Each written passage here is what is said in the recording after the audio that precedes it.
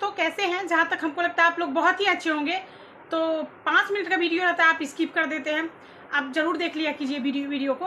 और जहाँ तक है कि हम पीएम के टॉपिक पे थे और आज पीएम के कुछ फैक्ट्स बचे हैं, उसको ख़त्म करके हम अटॉर्नी जनरल पे आएंगे और अटॉर्नी जनरल को ख़त्म करेंगे। और जहाँ तक है कि एक मोटिवेशनल स्पीच हो जाए कि ज़िंदगी में अगर आगे बढ़ना है तो निर्भर मत रहना गैरों पर, क्योंकि मंजिल उन्हीं को मिलती है जो खड़े होते हैं अपने पैरों पर। कभी उनके बातों पे ध्यान मत देना जो पीठ पीछे बातें करते हैं, क्योंकि सहारा कितना भी अच्छा हो एक न एक दिन साथ छोड़ ही देते हैं। यूं असर डाला मतलब परस्ती ने, अगर लोग को हाल भी पूछो तो वो समझते हैं ज़रूर कोई काम ही होगा। ज़रूरी नहीं कि कुछ तोड़ने के लिए पत्थर ही मारा जाए, लहजा बदल कर बोलने से भी बहुत कुछ टूट जाते हैं। और झूठा अपनापन तो हर कोई जताता है, वो अपना ही क्या जो पल पल सताता है। यकीन मत कीजिएगा हर किसी पर, क्योंकि कौन कितना साथ देगा ये तो वक्त बताता है। तो इसे फॉलो ज़रूर कीजिए। और जहाँ तक है कि हम पीएम के टॉपिक पे थे, चलिए हम पीएम के टॉपिक पे आते हैं। तो अधिकार का मतलब क्या होता है? अधिकार तो पीएम के टॉपिक में अधिकार कौन से है पीएम के पास? यदि कोई मंत्री राज्यसभा का सदस्य हो तो लोकसभा के बैठक में भाग ले सकता है। अगर कोई मंत्री राज्यसभा का सदस्य है तो वो लोकसभा के बैठक में भाग ले सकता है, भाषण दे सकता है। जहाँ तक लोकसभा के बैठक में भाषण दे सकता है। समिति का सदस्य हो सकता है, जहाँ तक समिति का सदस्य हो सकता है, भाषण दे सकता है, भाग ले सकता है, परंतु वो वोट नहीं दे सकता। ये प्रावधान आर्टिकल 88 के तहत है। ये प्रावधान जो है वो आर्टिकल 88 के तहत है। प्रधानमंत्री का कर्तव्य, हमारे पीएम जो है उनका क्या कर्तव्य बनता है, ये आर्टिकल 78 में है। प्रधानमंत्री का कर्तव्य आर्टिकल 78 में है। संघ की कार्यपालिका के सभी कार्य को सूचना राष्ट्रपति को देना। संघ की जितनी भी कार्यपालिका है उस सबका कार्य की सूचना राष्ट्रपति को देना, ये प्रधानमंत्री का कर्तव्य बनता है। दूसरा जो है, संघ की विधायिका के सभी विधियों की जानकारी राष्ट्रपति को देना। संघ की विधायिका जो है उनके सभी विधियों की जानकारी वो राष्ट्रपति का देना, ये प्रधानमंत्री का कर्तव्य बनता है। राष्ट्रपति किसी विषय को मंत्रिपरिषद के विचार हेतु रखवा सकता है।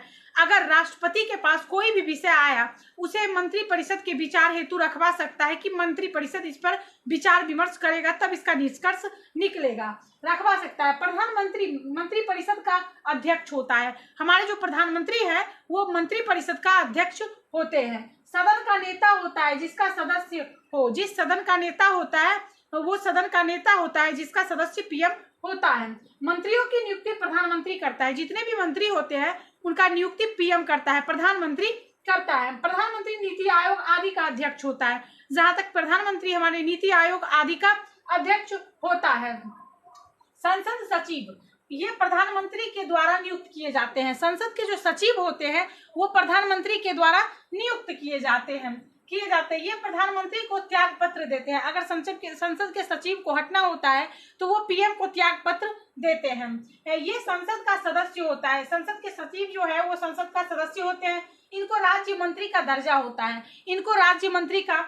होता है, परंतु मंत्री परिषद का सदस्य नहीं होता है। संसद के सचिव जो है उनको राज्य मंत्री का दर्जा होता है, परंतु मंत्री परिषद का सदस्य नहीं होता है। अब आते हैं आर्टिकल 76। हमारे आर्टिकल 76 में अटॉर्नी जनरल के बारे में प्रावधान है। तो आर्टिकल 76 में अटॉर्नी जनरल है। महान्यायवादी आर्टिकल 76, महान्यायवादी भारत सरकार का विधिक अधिकारी होता है।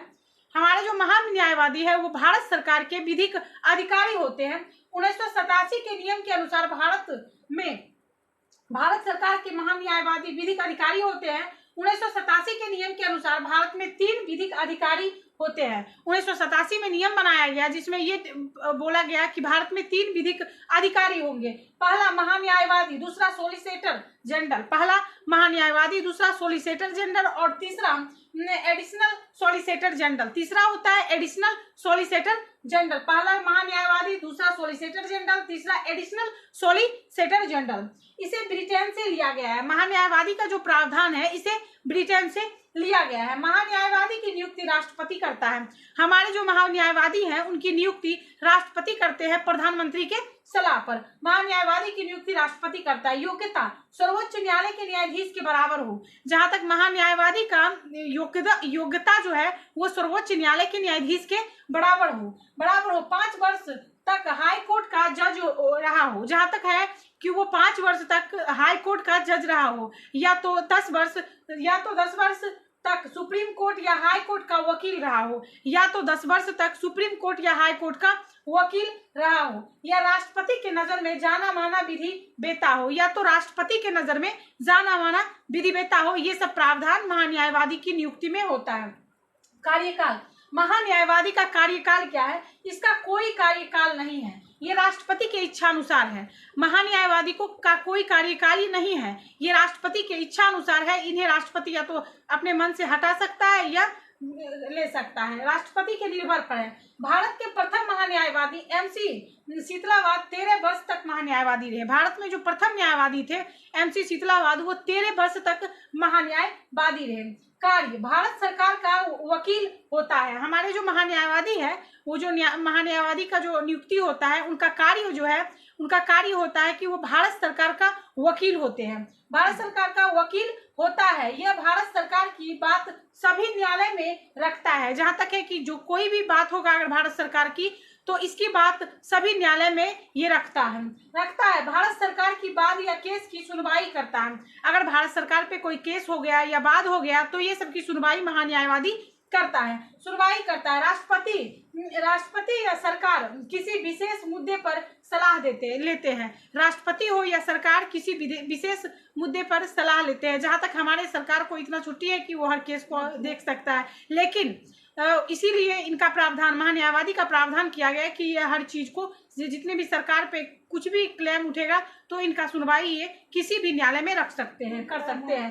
अटॉर्नी जनरल को वेतन नहीं मिलता। जहां तक है कि अटॉर्नी जनरल को वेतन नहीं मिलता है, नहीं, ये सरकारी कर्मचारी नहीं होते, ये सरकारी कर्मचारी नहीं होते हैं, और इसको परिश्रमिक मिलता है। जहां तक है इनको परिश्रमिक बॉडीगार्ड मिलता है, गाड़ी मिलता है, लेकिन इन्हें वेतन नहीं मिलता है। तो जहां तक है कि 5 मिनट से 10 मिनट का वीडियो रहता है, आप जरूर देख लिया कीजिए, और इसमें बहुत से फैक्ट्स आपका रिवाइज भी हो जाएगा, और आज बहुत से फैक्ट्स है और हर कॉम्पिटिटिव एग्जाम के पॉइंट ऑफ व्यू से अच्छा साबित होगा। तो जहां तक आप BPSC तक का क्वेश्चन अटैच करके देखिएगा, जरूर मिलेगा। तो आज के लिए इतना ही, हम फिर कल मिलेंगे अपने नए सेशन के साथ। जय हिंद दोस्तों।